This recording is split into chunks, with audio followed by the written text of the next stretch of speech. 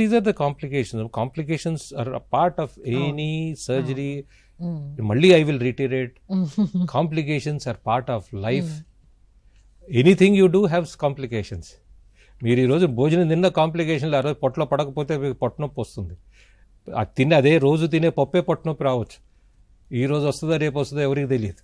So complications are part of it. కానీ the general routine సిచ్యువేషన్లో complication rates of prostate surgery are about 2%. Okay.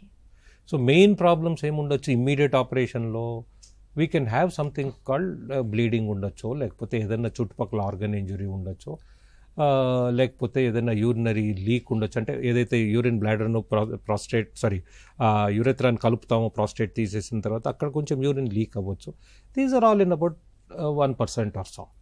Then the second main important complication ఏది రావచ్చు అంటే long టర్మ్లో urine control లేకుండా రావచ్చు.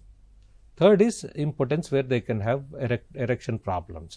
So these are the little complications. But మీరు cancer తీసుకుంటే sometimes you will have to pay something to get something. So maybe this 1-2% you will have to pay to get rid of the cancer.